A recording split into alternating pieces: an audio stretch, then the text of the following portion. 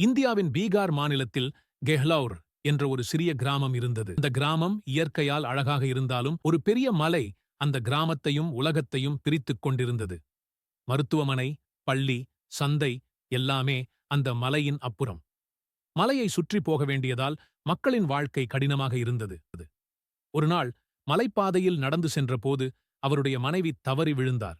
முள்ளும் முள்ளும் நிறைந்த அந்த பாதை அவருக்கு பெரும் காயங்களை ஏற்படுத்தியது. மருத்துவர் 70 கிலோமீட்டர் தூரத்தில் இருந்தார். மழை காரணமாக அவரை நேரத்தில் கொண்டு செல்ல முடியவில்லை. அந்த தாமதமே அவருடைய மனைவியின் உயிரை பறித்தது.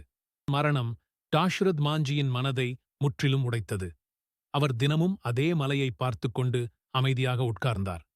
அந்த மலை அவருக்கு ஒரு தடையாக மட்டுமில்லாமல் ஒரு எதிரியாகவே தெரிந்தது.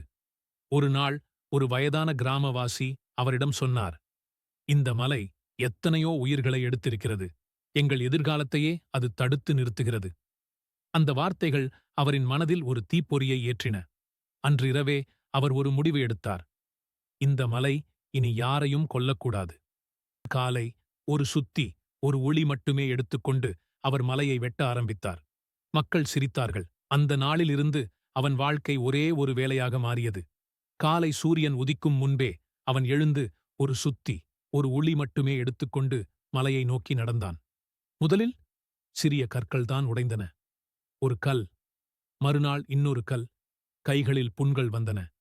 விரல்கள் இரத்தம் வடிந்தன. உடல் சோர்ந்தது. ஆனால் மனம் சோரவில்லை. வெயில் காலத்தில் கல் வெப்பம் தாங்க முடியாத அளவுக்கு சூடானது. உலர்ந்த தொண்டையுடன் வியர்வையில் நனைந்தபடியே அவன் அடித்துக்கொண்டே இருந்தான். மழைக்காலத்தில் மண் சரிந்து விழுந்தது. மலை மேலும் ஆபத்தானது. ஆனாலும் இன்னொரு உயிர் போகக்கூடாது என்ற எண்ணமே அவனை முன்னே தள்ளியது. மக்கள் இன்னும் சிரித்தார்கள். இவன் வாழ்நாளெல்லாம் இந்த மலைக்கிட்டேயே செத்துப்போவான் என்று சொன்னார்கள். ஆனால் அவன் ஒவ்வொரு அடியையும் ஒரு வார்த்தையில்லா சத்தியமாக மலையின் மீது பதித்தான். ஒரு நாள் இல்லை, ஒரு மாதம் இல்லை, ஒரு வருடம், 10 வருடம், 22 வருடங்கள். ஒவ்வொரு நாளும் அதே சுத்தி ஓசை, அதே போராட்டம், அதே உறுதி. மலை மெதுவாக அவன் முன்னால் வழி கொடுக்க ஆரம்பித்தது. ஒரு நாள் காலை அவன் அடித்த ஒரு பெரிய கல் சத்தமிட்டு உடைந்தது. அதன் பின்னால் ஒளி தெரிந்தது. அவன் நம்ப முடியாமல் மீண்டும் அடித்தான். மீண்டும் மீண்டும். அந்த மலை இறுதியாக ஒரு வழியை விட்டுக் கொடுத்தது. அவன் நின்றான். அமைதியாக நின்றான். அவன் கண்களில் வெற்றி இல்லை. அங்கே கண்ணீர் இருந்தது. நீ பார்த்தியா என்று மனதில் மனைவியிடம் பேசினான். அந்த வழியாக முதலில் நடந்தது ஒரு குழந்தை. அதன் பின்னால் ஒரு வயதானவர். இப்போது மருத்துவமனை அருகில், பள்ளி அருகில், சந்தை அருகில். அந்த மலை ஒரு தடையிலிருந்து ஒரு வழியாக மாறியது. ஒரு மனிதன் தன் வலியை ஒரு கிராமத்தின் எதிர்காலமாக மாற்றினான்.